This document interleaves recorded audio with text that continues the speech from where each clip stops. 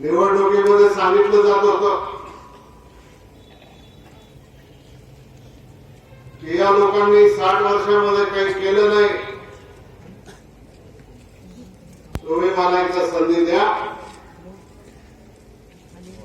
मी तुम्हाला चांगले दिवस दाखवतो.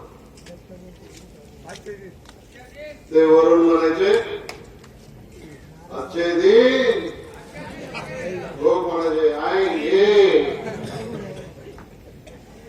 अभी आ गए अच्छे दिन. कांद्याचे पैसे ठेवायला बँकेत जागा नाही, बटाट्याचे पैसे बँकेत ठेवायला जागा नाही.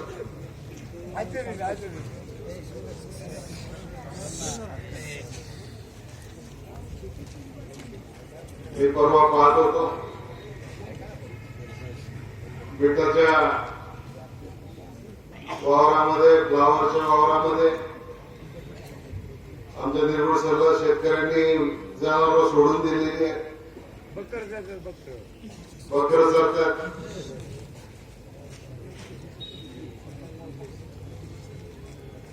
आज दुधाची तीच परिस्थिती आहे, आज साखरेची तीच परिस्थिती आहे.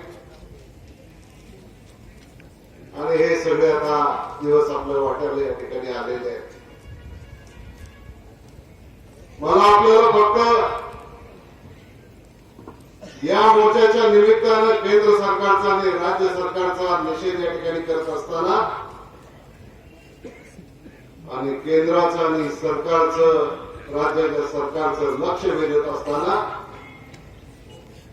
तुम्हाला सगळ्यांना फक्त एवढीच आठवण करून द्यायची की आजचे जे देशाचे सन्माननीय पंतप्रधान आहेत त्यांनी हे या देशातल्या जनतेला सांगितलं होतं की आमचं सरकार आल्याच्या नंतर तुम्ही जेवढी गुंतवणूक शेतीमध्ये कराल त्याच्या 1.5 पट फायदा तुम्हाला त्या ठिकाणी होईल. अशा प्रकारची धोरणं आम्ही त्या ठिकाणी आखायचा प्रयत्न करतो. आज शेतकरी उद्ध्वस्त व्हायची वेळ आली. आज विदर्भातल्या शेतकऱ्याला कापसाला भाव नाही, सोयाबीनला भाव नाही, तुमच्या आमच्या पिकाला भाव नाही. आणि आता शेतकरी हवालदिल झाले. मी म्हणतो पटते का तुम्हाला? काय बरोबर आहे, तसलं पटत नाही मला.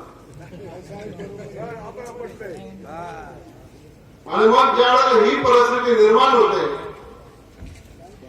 कशामधून निर्माण होते? सरकारची धोरणं चुकीची असलेली ही परिस्थिती निर्माण होते. आपले नेते माननीय शरद पवार साहेब गेले 10 वर्ष या देशाचे कृषी मंत्री होते. पवार साहेबांनी शेती क्षेत्रामध्ये जी धोरणं आखली, शेत वरती सगळ्या महिलावरती असते.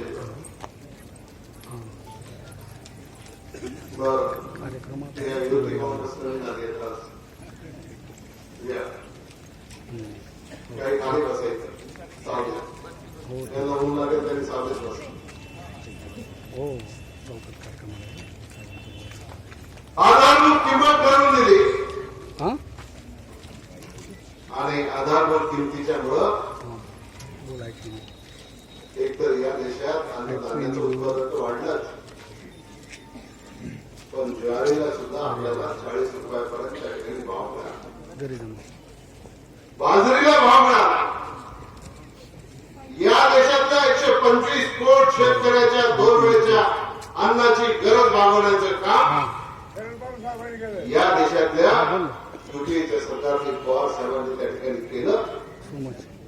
कदाचित महाराष्ट्रामध्ये तुम्ही आम्ही अन्नधान्य नसेल ते करतो, पण पंजाबमधला शेतकरी, हरियाणामधला शेतकरी, उत्तर प्रदेशमधला शेतकरी त्यांनी या देशामध्ये मोठं अन्नधान्य विकवायचं काम केलं.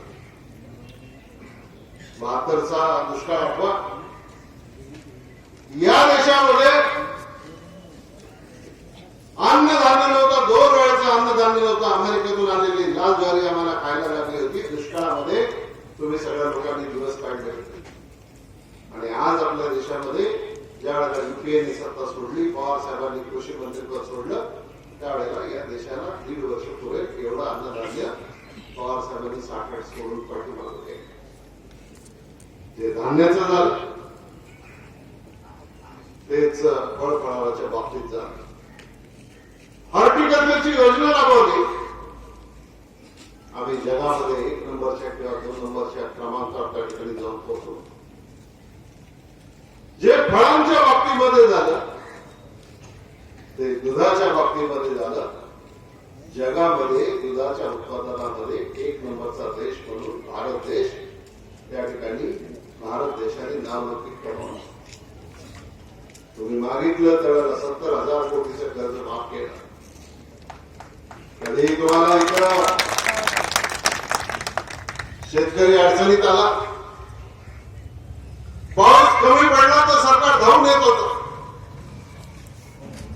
अतिवृष्टी झाली तर सरकार धावून येत होतं. कधी कधी अतिवृष्टी नाही झाली तरी तुमच्या खात्यात पैसे जमा होत होते का? झाले का नाही? आणि मग जर तुमची इतकी काळजी त्या काळामध्ये घेतली जात होती तर आज हे सरकार तुमची काळजी का घेत नाही? मी तुम्हाला सांगतो, पंतप्रधानांनी खासगीत कुठेतरी सांगितलं, तुम्हाला खाणाऱ्यांची चिंता आहे, मला पिकवणाऱ्यांची चिंता नाही. खाणारे लोक 80% आहेत. या सरकारचं करायचं काय? या सरकारचं करायचं काय? आणि पिकवणारे लोक 20% आहेत. माझा मोदी साहेबांना एकच प्रश्न आहे, जर या देशातल्या शेतकऱ्यांनी शेतामध्ये माल पिकवायचं बंद केलं तर या देशातल्या 125 कोटी जनतेला 2 वेळेचं अन्न तुम्ही कुठून देणार आहात? तुम्हाला जगाच्या बाजारपेठेत जावं लागेल, तुम्हाला परकीय चलन मोजावं लागेल, तुम्हाला आयात करावी लागेल. आणि हे मी नुसतं सांगतो म्हणून तुम्ही विश्वास ठेवू नका. 4 दिवसापूर्वी केंद्र सरकारने निर्णय घेतला आणि गव्हाच्या आयातीवरचे सगळे जे टॅक्सेस होते ते टॅक्सेस काढून टाकले. आता या देशातल्या शेतकऱ्याला गव्हाला भाव मिळण्याच्या ऐवजी आता परदेशातला आलेला गहू मोदी साहेबांना चालेल तर या देशातला शेतकरी उद्ध्वस्त झाला तरी चालेल, ही भूमिका त्यांची आहे. आज तुम्ही ऊस उत्पादक शेतकरी आहात, तुम्हाला वाटतं आम्हाला 3,000 रुपये भाव मिळाला पाहिजे का? राजू शेट्टी म्हणतात 3,000 मिळाला पाहिजे, महादेव जानकर म्हणतात 3,000 मिळाला पाहिजे, सदा अण्णा खोत म्हणतात 3,000 रुपये मिळाला पाहिजे.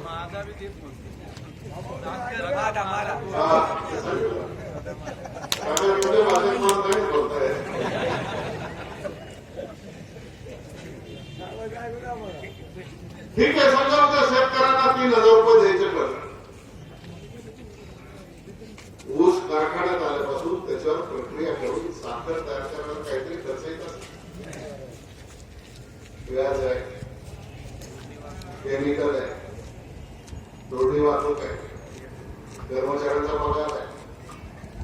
हा खर्च टनामागे 500 ते 600 रुपये येतो. 1200-1300 रुपये म्हणजे तोडणी वाहतूक सोडून 500-600 आणि हा सगळा खर्च किती येतो? आता हे जर असं सगळं करायचं ठरलं तर बाजारात साखर काय भाव विकली गेली पाहिजे? 4,042 गेली पाहिजे. 4,000 रुपयावर भाव गेल्याच्या नंतर मोदी साहेब अस्वस्थ होतात, केंद्र सरकार अस्वस्थ होतं. खूप साखरेचे भाव वाढले, खूप साखरेचे भाव वाढले. मी देशातल्या साखर कारखान्यांच्या संघटनेचा अध्यक्ष आहे. आम्ही दर 8-15 दिवसाला जाऊन केंद्र सरकारशी चर्चा करतो या साखरेच्या प्रश्नाच्या संदर्भात आणि साखर ऊस उत्पादक शेतकऱ्याच्या प्रश्नाच्या संदर्भात. ते म्हणतात नाही, काही झालं तर साखर 35 रुपयावर आली पाहिजे, लोकांना 35 रुपयांनी साखर मिळाली पाहिजे, टिके मिळाली पाहिजे.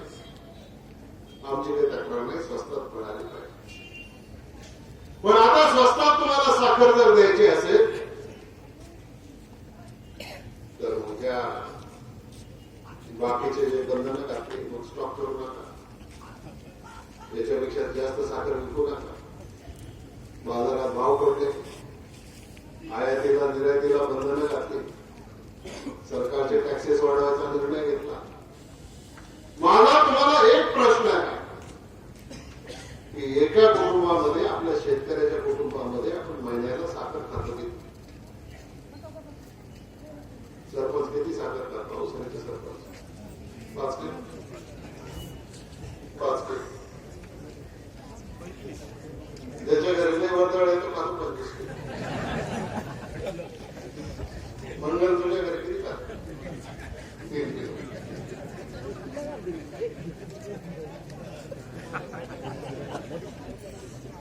आता 5 किलो साखर समजा एका सामान्य नवरा बायको आणि 2 मुलांच्या कुटुंबामध्ये लागली,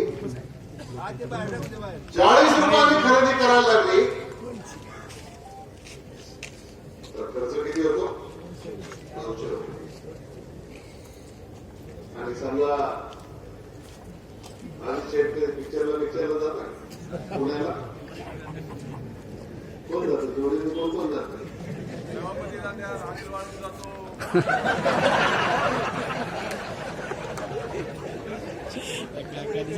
पिक्चरला गेल्याच्या नंतर ते कोणतं मल्टिप्लेक्स थिएटर असतं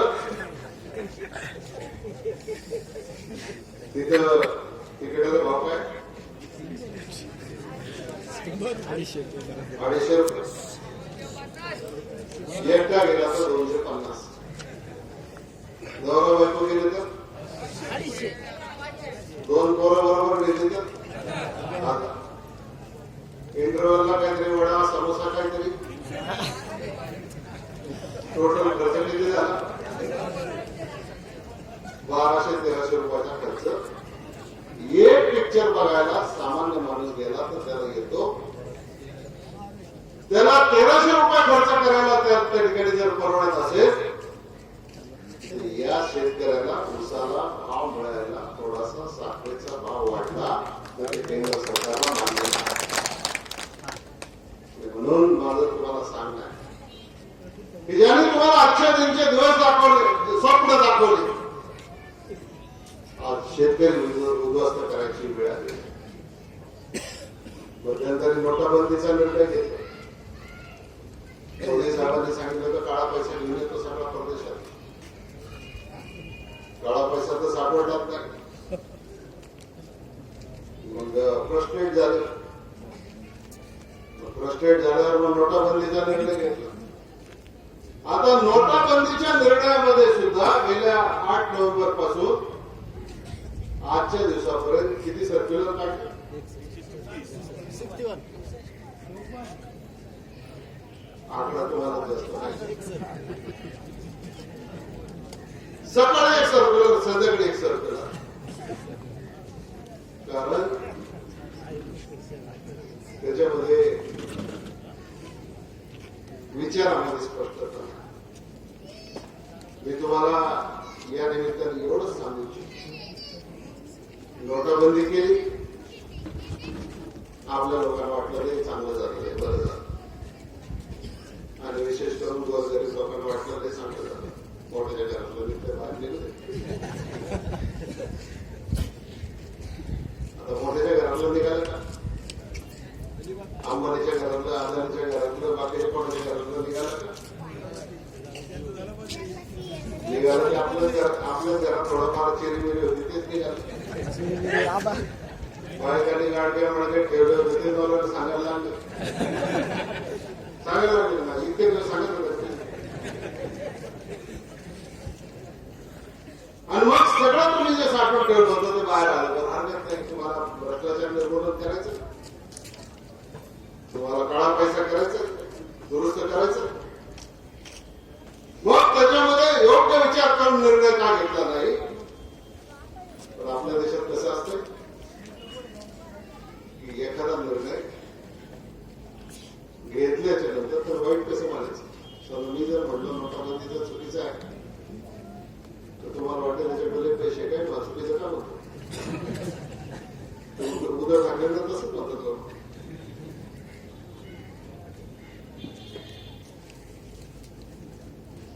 आणि मग ज्या वेळेला एक मानसिकता तयार केली गेली, जो याच्या बाजूने या निर्णयाच्या बाजूने आहे तो देशभक्त आणि जो या निर्णयाच्या विरोधी आहे तो देशद्रोही. अरे या देशातल्या सामान्य माणसाला 4,000 रुपयाच्या साठी रांगेत त्या ठिकाणी उभं राहावं लागत असेल आणि 100 पेक्षा जास्त लोकांचे मृत्यू जर या देशामध्ये होत असतील केवळ माझा कष्टाने कमवलेला बँकेत ठेवलेला पैसा बाहेर काढण्याच्यासाठी, तुम्ही कुठली राज्यव्यवस्था आम्ही आज अख्खा देश आरोपीच्या पिंजऱ्यामध्ये उभा केले. आज अख्ख्या देशाला संशयाकडे पाहिलं जात आहे. आपल्या देशातले लोक तर बघतात, परदेशात मधले लोक सुद्धा आपल्या देशाकडे आज संशयाच्या नजरेनं त्या ठिकाणी बघतायत. पण वाईट कोणी काही म्हणत नाही, सगळे म्हणत नाही हे चांगलं चालतं. काही काही लोकांना वाटतं अजून पुढे 50 दिवस झाले, 50 दिवसांनी होईल काय काय नाही अजून 6 महिने वर्षभर तुम्हाला हे असंच बोलायला लागणार. पण तरी कोणी वाईट वाटत आहे त्याचं काय. एक लहानपणी गोष्ट आहे, एका गावात एक मारुतीचं मंदिर होतं. मोठी मारुतीची मूर्ती होती आणि त्या मारुतीला मोठी देवी होती. गावातले 4 टांगडे पोरं गेली तिथं. खेळता खेळता एकाला वाटलं तरी आता मारुतीचे देवी पोरं आतमध्ये विंचू ते विंचने असा तडाखा मारला आणि हात काढ बाकीच्या विचार काय झालं आपले गारगार लागते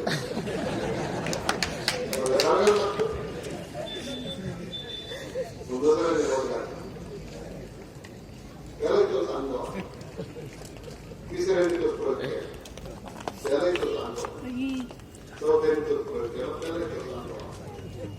तडाखात चौघांना बसला तर ते काही एकमेकाला सांगायला तयार.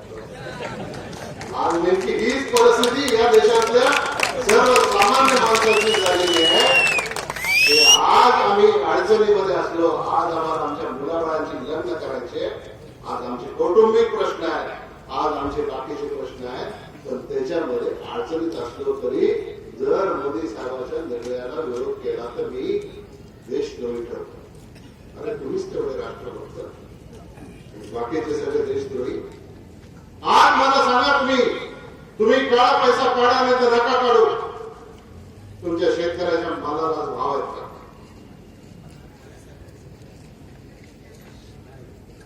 तुमच्या शेतकऱ्याच्या मालाला मार्केट कमिटीमध्ये गिराईक आहे का? मग तुमच्या मालाला भाव नाही, तुमच्या मालाला गिराईक नाही. आज तुमची आर्थिक परिस्थिती त्या ठिकाणी उद्ध्वस्त व्हायच्या परिस्थितीमध्ये आलेली आहे. तरी सुद्धा आपण या दिशेनं जायचं का, हा खरा प्रश्न त्याच्यामध्ये आहे. आज केंद्राचे निर्णय बघा,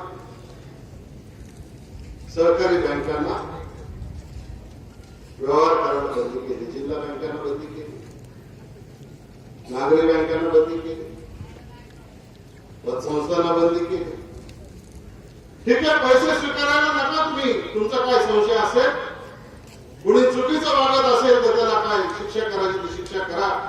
मी आपल्या पुणे जिल्हा मध्यवर्ती बँकेचं उदाहरण सांगतो.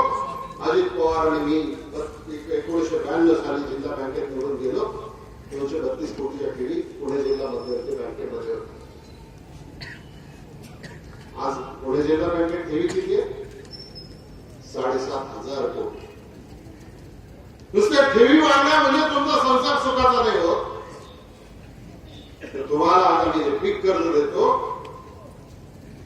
ते पीक कर्ज काय भाव देतो?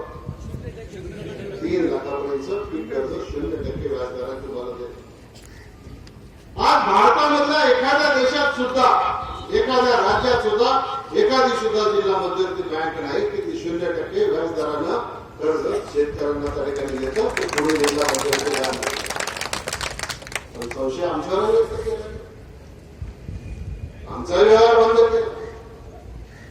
दुधाचे पैसे तुम्हाला मिळेल, ऊसाचे पैसे तुम्हाला मिळेल, सरकारी कर्मचाऱ्यांना पगार मिळेल.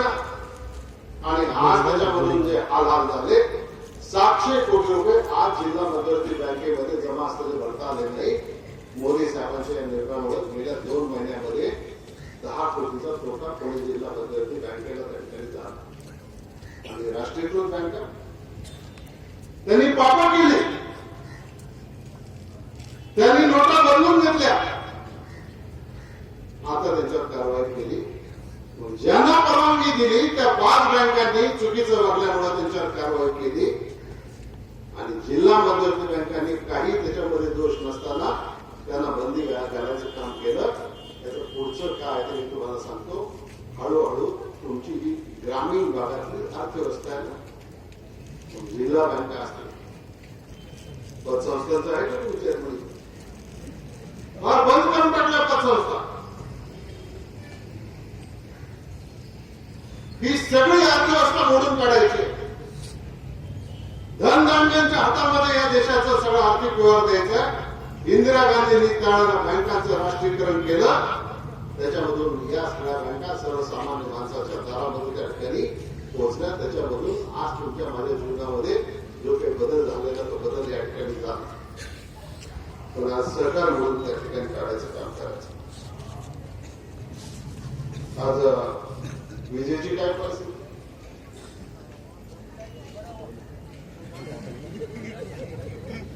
मी ज्यावेळेला वीज मंत्री होतो, नवीन वीज मंत्री झाला, अख्ख्या महाराष्ट्रामध्ये लोड शेडिंगचं एवढं मोठं संकट होतं. आंदोलन होतं. हेच आमचे सत्तेत बसले हेच रस्त्यावर उतरत होते, आंदोलन करत होते, शिवाय देत होते, सगळे गोष्टी करत होते. पण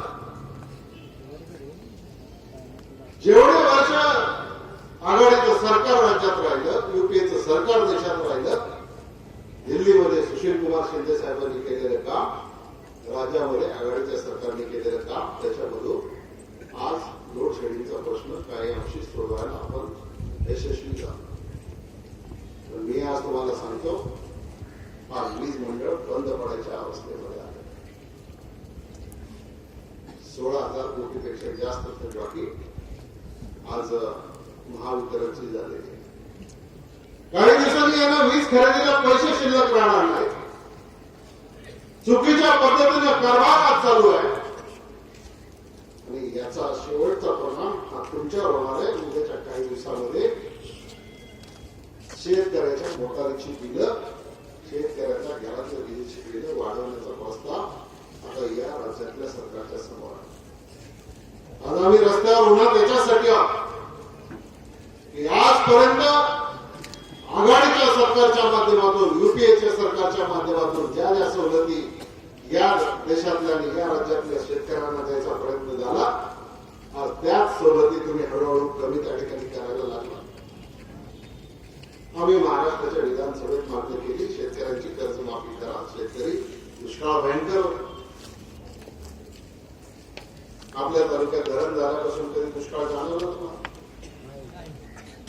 पण गेल्या वर्षी दुष्काळ जाणवला. अगदी मोठ्या मोठ्या गावामध्ये, अगदी निरगुडसरमध्ये सुद्धा प्यायच्या पाण्याचा टँकर आम्हाला आणावा लागला. निसर्गाची परिस्थिती त्याच्यामध्ये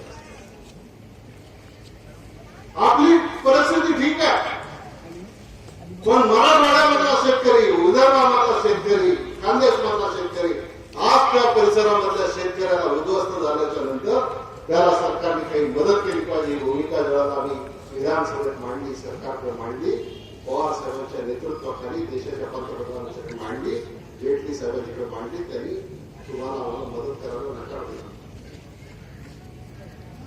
विजय मल्ल्या पळून गेला, त्याची कर्जमाफी माफ केली. आज सहारावाल्याचं काय चाललंय त्याच्याबद्दल बोलायला कारण आहे. आज बाकीच्या उद्योगपतींची कर्जमाफी करण्यासाठी राष्ट्रीयकृत बँकांना पैशाची गरज होती. या देशाच्या अर्थमंत्र्यांनी, देशाच्या पार्लमेंटमध्ये केलेल्या स्टेटमेंटनी तुम्हाला सांगतो की बँकांची अवस्था जर चांगली जर त्या ठिकाणी ठेवायची असेल तर आम्हाला तिजोरीतून पैसे देणं आवश्यक आहे. म्हणजे श्रीमंतांची कर्ज माफ करायला किंवा श्रीमंतांची कर्ज भरायला तुम्ही देशाच्या तिजोरीमधून त्या ठिकाणी पैसे देता आणि इथं अडचणीत असलेल्या गोरगरीब शेतकऱ्यांना त्या ठिकाणी मदत करायची असेल तर त्यांना मदत करायची तुमची तयारी नाही. ही परिस्थिती आज आपल्या सगळ्या देशामध्ये. आत्महत्यांचं काय चाललं, कुपोषणाचं काय चाललं, आदिवासी कल्याण मंत्र्यांच्या मतदारसंघात एवढी मुलं कुपोषणाच्या माध्यमातून त्या ठिकाणी मृत्युमुखी पडतात. आज आमच्या आदिवासी भागामध्ये एखादा प्रश्न असा निर्माण झाला, आम्हाला स्वस्त वाटत नाही. आम्ही लगेच त्याच्यामध्ये आमचे सगळे कार्यकर्ते त्याच्यामध्ये मदत करायचा प्रयत्न करतो. नवीन नवीन योजना टाकतो, नवीन नवीन गोष्टी मांडण्याचा प्रयत्न करतो. आज कुपोषण होत, आज आत्महत्या होत आहे. कायदा आणि सुव्यवस्थेची परिस्थिती काय? आपल्या राज्याचे गृहमंत्री कोण आहे माहिती? देवेंद्र फडणवीस, राज्याचे मुख्यमंत्री. विधानसभेचं अधिवेशन संपलं, शेवटच्या दिवशी नागपूर शहरामध्ये मुख्यमंत्र्यांच्या घराच्या आजूबाजूला त्या नागपूर शहरामध्ये 5 खून झाले, 6 खून झाले. आता जर राज्याच्या उपराजधानीमध्ये ही जर कायदा आणि सुव्यवस्थेची परिस्थिती असेल तर बाकीच्या ठिकाणी काय परिस्थिती असेल? आणि म्हणून तुमच्या आणि माझ्या सगळ्यांच्या समोर दिवस खूप अडचणीचे आहे. आपल्याला स्वस्त बसून चालणार नाही. कालपर्यंत चालत होतं, काही अडलं काही थांबलं की तुम्ही आम्हाला सांगायचं, आम्ही पवार साहेबांना सांगायचं, सरकारमध्ये प्रश्न सुटायचा. आता ज्या ज्या वेळेला आमचा शेतकरी, आमचा सामान्य माणूस, आमचा सामाजिक दृष्ट्या मागासलेला माणूस ज्या ज्या वेळेला अडचणीत येईल, ज्या वेळेला तुमच्यावर अन्याय होईल, मग एखाद्या सरकारी कार्यालयामध्ये अन्याय होईल किंवा एखाद्या डिपार्टमेंटमध्ये तुमच्यावर अन्याय होईल, त्यावेळेला रस्त्यावर उतरून त्याचा संघर्ष करण्याच्याशिवाय तुम्हाला मला दुसरा कुठला पर्याय नाही. तो संघर्षाचा मार्ग तुम्हाला आम्हाला स्वीकारावा लागतो. तर यांना करायचं काहीच नाही. आपण काहीतरी नवीन नवीन करतो. अवसरी इंजिनिअरिंग कॉलेज केलं, गारगावला टाकायला केलं, इथं शिक्षण संस्था काढली, आदिवासींची वसतिगृह काढली. पवार साहेब मुख्यमंत्री होते, कोकणीची 5 धरणं बांधली, खेड तालुक्यामध्ये धरणं बांधली, रांजणगावच्या परिसरामध्ये त्या ठिकाणी एमआयडीसी काढली, गुंतवणूक आली, कारखानदारी निर्माण झाली आणि त्याच्यामधून रोजगार निर्माण झाल्याच्या नंतर रोजगारामधून तुमच्या आमच्या घरातल्या मुलांना काम मिळायला लागलं. 4 पैसे आमच्या घरात यायला लागले. हो सर, नमस्ते सर. राज्याचा शिक्षण मंत्री होतो, शिक्षणामध्ये काही निर्णय घेतले, साहेबांचं भाषण चालू आहे. डॉक्टर इंजिनियर मुलं व्हायला लागली. सगळ्यात भाषण चालू आहे, मी लावून देऊ नंतर. निर्मितीचं काम हल्ली आता निर्मिती हो सर, हो हो. काही लोकांना आवडत. आपल्या इथे चाकरला एअरपोर्ट यायचं, हो, आम्ही 27ला संध्याकाळीच ट्रेननी जातोय पुण्याला. पण एक हो, 27ला आहे. तिथे अर्थतज्ञ विद्वान हो आहे सर, आहे. योजना हो सर, रक्त सांगेल पण एअरपोर्ट येऊन देणार नाही. हो सर, हो हो सर. विमानतळ गेलं तुरंत हो या खासदाराचं करायचं काय? खाली डोकं वर पाय, या खासदाराचं करायचं काय? खाली डोकं वर पाय. मग आता बसा तुम्ही आता हवे तरी बसा. एसी शेड होऊन देणार नाही, विमानतळ होऊन देणार नाही, एखादा दुसरा प्रकल्प होऊन देणार नाही. काल परवा 2 दिवस व्हॉट्सअपवर मी पाहतोय अवसरच्या इंजिनिअरिंग कॉलेजच्या बाजूला काही नवीन सुधारणा करायला काढल्या, तिथल्या जागेला सुद्धा विरोध करण्याचं काम आज जर आमचे समोरचे लोक जर त्या ठिकाणी करत असतील तर तुम्हाला काही घडवायचंच नाही. घडवायचं तर आम्हाला घडवायचं. आज आम्ही तुमच्या प्रश्नामध्ये सहभागी आहोत. आज कुठेतरी वाचलं पडकाईच्या योजनेच्या संदर्भामध्ये काही लोकांनी आक्षेप घेतला. म्हणजे आदिवासी बांधव इथे असतील, पडकाईची योजना सुरू कोणी केली? साहेबांनी. महाराष्ट्रामध्ये पहिल्यांदा पडकाईची योजना सुरू झाली असेल तर ती पुणे जिल्ह्यात जिल्ह्याच्या आंबेगाव तालुक्यात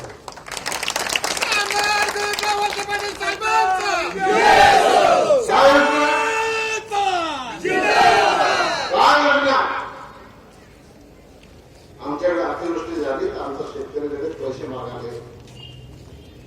आदिवासी भागामध्ये एवढा पाऊस पडतो, शेत वाहून जातात, कचरे वाहून जातात. आदिवासी बांधव कधी नुकसान भरपाई मागायला येत नाही. आम्ही योजना काढली, आदिवासी बांधवांनी सुचवली की आमची भात खासदार नीट करायला आम्हाला काही पैसे द्या. भात खासदाराची किंमत इकडे किती?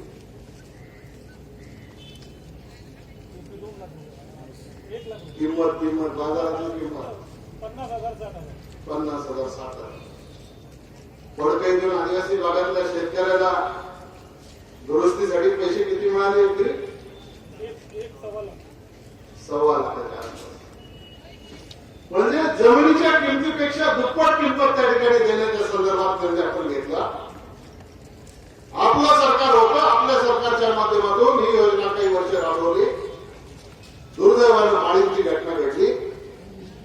काही विद्वान लोकांनी सांगितलं की दिलीप वळसे पाटलांनी पडत्याची योजना राबवली म्हणून माळींचा डोंगर खाली आला.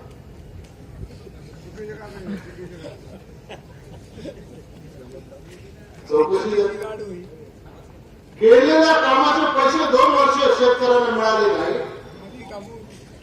मेहनत करून ते पैसे त्याच्यामधून राज्य सरकारकडून मंजूर करून आपण घेऊन आलो.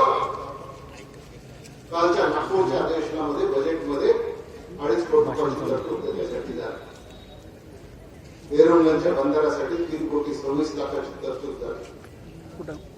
काळलोच्या बंधाऱ्याला सुधारित प्रशासकीय मान्यता देण्याचं काम सुरू आहे.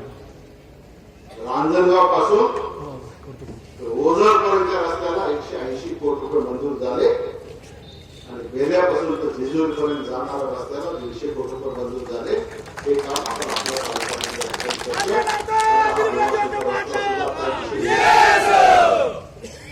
पण घडवायचं आम्हाला काहीच नाही. आम्हाला मोडायचं. आम्ही विमानतळ होऊन देणार, आम्ही एसीजेड होऊन देणार, पुणे नाशिक रस्ता होऊन देणार, रस्ता होऊन देणार नाही. पण रस्त्याच्या कडेला सगळ्या जमिनी खरेदी करून लागणार.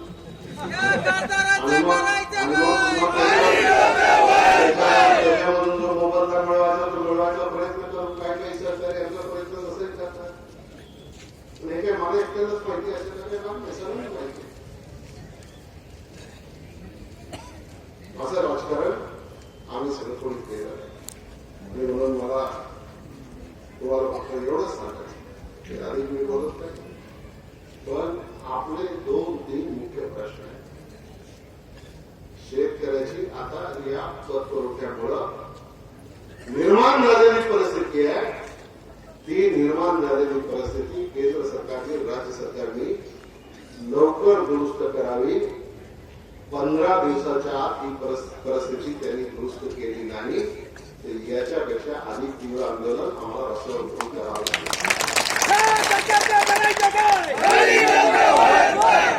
आज शेतकऱ्याच्या मालाचे जे भाव पडलेले आहेत ते भाव जर शेतकऱ्याला योग्य ठिकाणी त्या ठिकाणी मिळाले नाही तर त्याच्या संदर्भामध्ये सुद्धा आम्हाला तीव्र आंदोलन करावं लागेल. आणि विकासाच्या योजना मी काल तालुका समन्वय समितीची बैठक केली. इरिगेशन डिपार्टमेंटचे अधिकारी आले.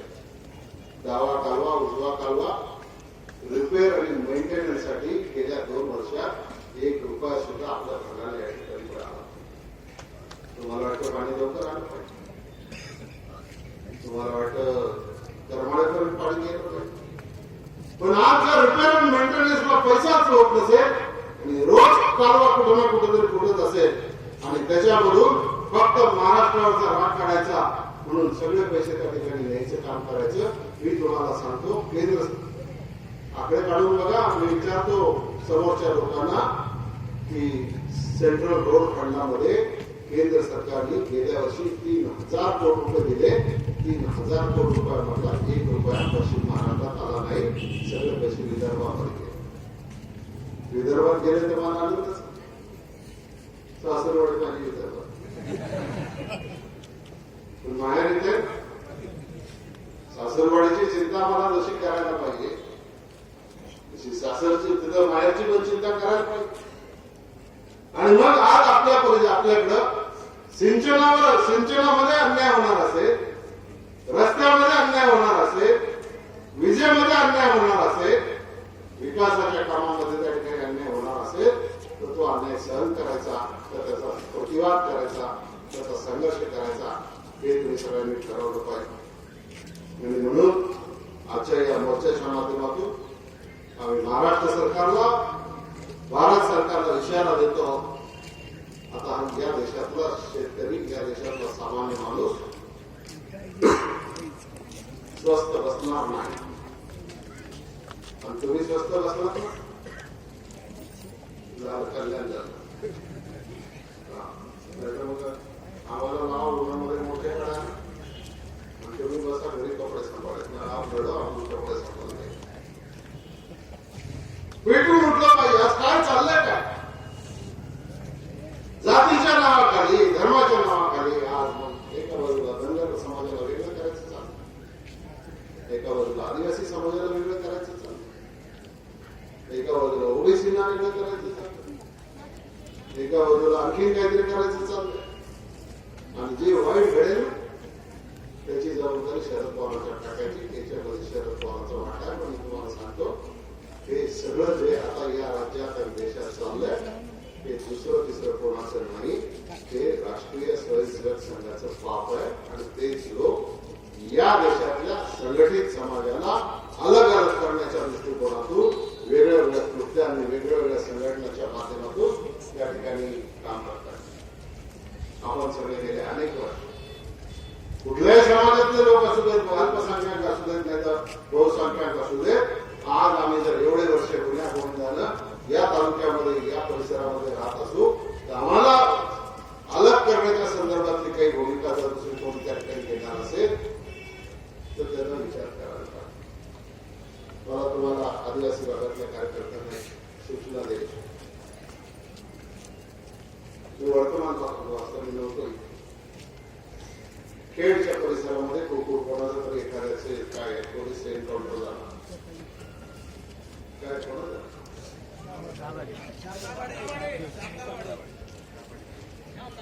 एन्काउंटर झाला, एन्काउंटर खेडमध्ये झाला. लोकला कोणाला माहिती आमच्या तालुक्यात. आता जर असे जर लोक साकेरी सारख्या गावामध्ये येणार असतील आणि लपणार असतील आणि त्याच्यामधून या भागातल्या आदिवासींचं जीवन उद्ध्वस्त करण्याचा प्रयत्न करणार असतील, आमच्या आदिवासी बांधवांनी सुद्धा त्याच्यामध्ये शहाणा झाला पाहिजे. नक्की कोण येतं, कुठली संघटना येते, का हेतू त्यांचा, तसं तुम्हाला आम्हाला अडचणीत आणण्याचा प्रयत्न केला जातो आणि याचा विचार तुम्ही केला नाही.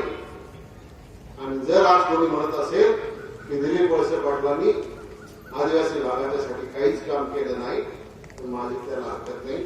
जे असतील त्यांनी समर्थपणानं ते काम करा. पण आपण जागा राहायला पाहिजे. आमचं गाव सुरक्षित राहायला पाहिजे, आमची वाडी वस्ती सुरक्षित राहिली पाहिजे, आमचा मानवता सुरक्षित राहायला पाहिजे, आम्हाला सगळ्यांना बरोबर घेऊन जाता आलं पाहिजे. आणि त्या दृष्टिकोनातून आपल्याला सगळ्यांना प्रयत्न करायचे. आणि म्हणून मी आज सरकारला या ठिकाणी इशारा देतो की आज जे समाजाचे प्रश्न आहेत, समाज चुकीच्या सरकारच्या धोरणामुळं, सरकारच्या निर्णयामुळं आज समाज जो विठीला धरलेला आहे, समाजाची जी पिळवणूक चालू आहे ती पिळवणूक तुम्ही थांबवली नाही तर आम्हाला त्याच्यापेक्षा अधिक तीव्र भूमिका घेऊन त्याच्यामध्ये संघर्ष करावा लागेल. त्या संघर्षामध्ये तुम्ही सगळ्यांनी सहकार्य करावं एवढीच विनंती मी आपल्याला सगळ्यांना करतो आणि आपल्याला देतो. जय हिंद, जय महाराष्ट्र, जय राष्ट्रवादी.